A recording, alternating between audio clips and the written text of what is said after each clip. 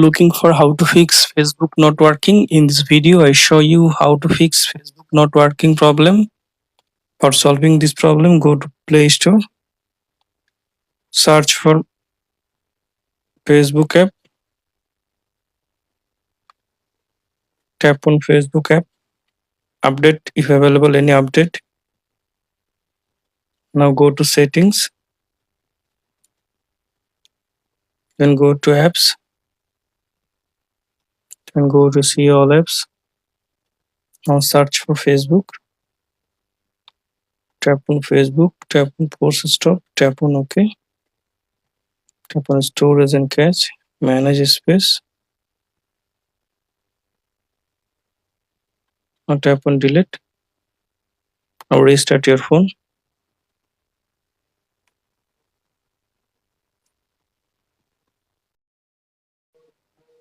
After restart your phone, now open Facebook app.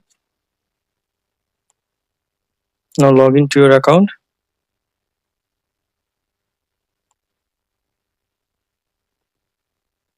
Now I hope that this method fix Facebook app not working problem.